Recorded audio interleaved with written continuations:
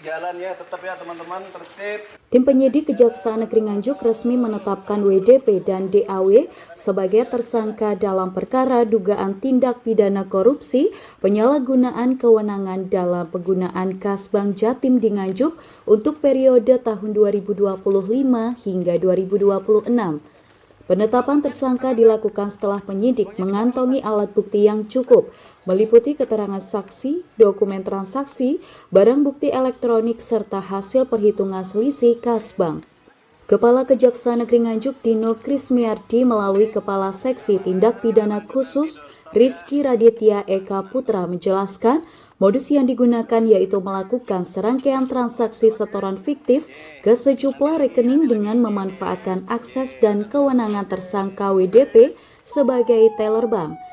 Dalam penyidikan terungkap transaksi fiktif tersebut dilakukan atas perintah tersangka DAW yang merupakan suami dari WDP. Dana yang diperoleh diduga digunakan untuk kepentingan pribadi. Atas perbuatannya, kedua tersangka dijerat dengan pasal berlapis terkait tindak pidana korupsi, di antaranya pasal 8 Undang-Undang Pemberantasan Tindak Pidana Korupsi, serta pasal 603 dan pasal 604 Kitab Undang-Undang Hukum Pidana yang berkaitan dengan penyalahgunaan kewenangan dan perbuatan yang merugikan keuangan negara. Jadi yang bersangkutan itu melakukan setoran fiktif. Setoran fiktif seolah-olah ada yang menyetorkan, tapi tidak ada uangnya. Nah, setoran itu sampailah ke beberapa rekening termasuk ke suami tersangka yang pertama tadi, WDP tadi. Dan terkait dengan suami tersangka dan setoran itu? Iya.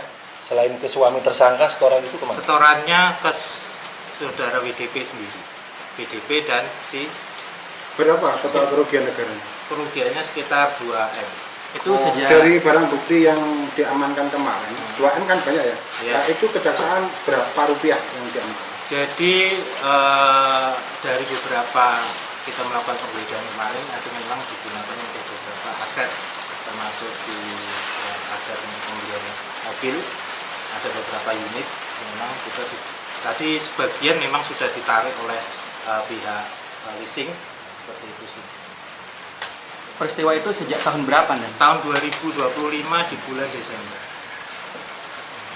Tadi ada transaksi di suatu tempat, itu transaksi sama siapa? Transaksi di apa namanya itu? Payment point.